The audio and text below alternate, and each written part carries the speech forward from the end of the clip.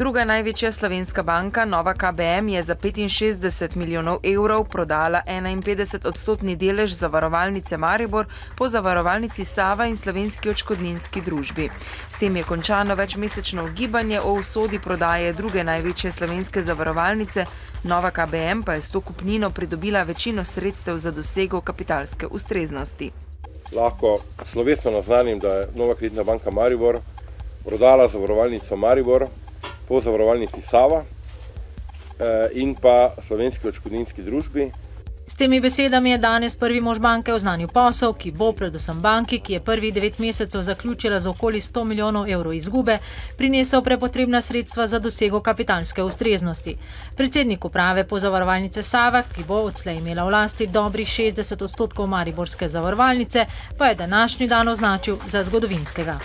Mi bomo s tem naredili preskok v skupino, ki bo imela več kot pol milijarde premije, več kot 1,2 milijarde aktive.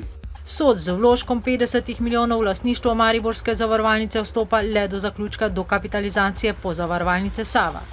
Podpiramo prizadevanja za izboljšanje kapitalske ustreznosti banke. Na drugi strani zato, ker kot največji posamezni delničar Pozavarovalnice Sava podpiramo nadaljnjo rast in razvoj zavarovalnice.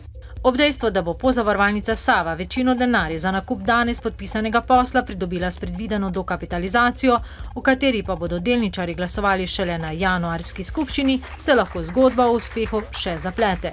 Toda tako prvi mož Soda kot Pozavarovalnice Save zatrjujeta, da je to zadnja možnost in da imajo pripravljenih več scenarijev, med drugim tudi skupna prodaja mariborske zavarovalnice tretjemu kupcu. Delničarji Sladkogorske tovarne papirja Paloma so na današnji skupščini potrdili dopolnitev statuta družbe z raziskovalno in razvojno dejavnostjo na področju biotehnologije, drugih področij naravoslovja in tehnologije ter na področju družboslovja in humanistike.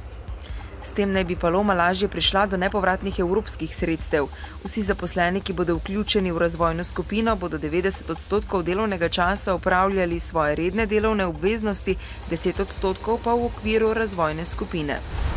Državni svet danes odloča o odložilnem vetu na zakon o izvrševanju proračuna, ki med drugim ureja način, kako se bo zagotovilo predvideno zmanjšanje mase plač za zaposlene v javnem sektorju.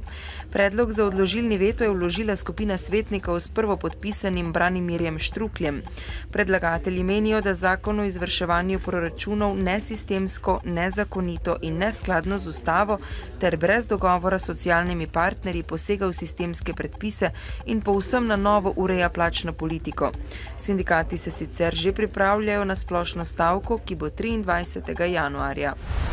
Z današnjim dnem so začeli veljati 3 zakoni z davčnega področja: novela zakona o davčnem postopku, novela zakona o dohodnini ter novela zakona o davku od dohodkov pravnih oseb. Novela zakona o davčnem postopku omogoča objavo davčnih dolžnikov. Na seznam, ki ga bosta enkrat mesečno na svoji spletni strani objavljali davčna in carinska uprava, bodo uvrščeni zavezanci z več kot 5000 evrov dolga, ki s poravnavo davčnih obveznosti zamujajo vsaj 90 dni. Drugi 2 noveli prinašata spodbude za podjetja in poenostavljata davčne postopke. Cene pogonskih goriv so se opolnoči, čeprav je vlada zvišala trošarine, znižale. Neosvinčena 95-oktanski in 100-oktanski bencin sta se pocenila za 0,6 centa. Pocenilo se je tudi dizelsko gorivo za 0,8 centa in kurilno olje za 1,4 centa za liter.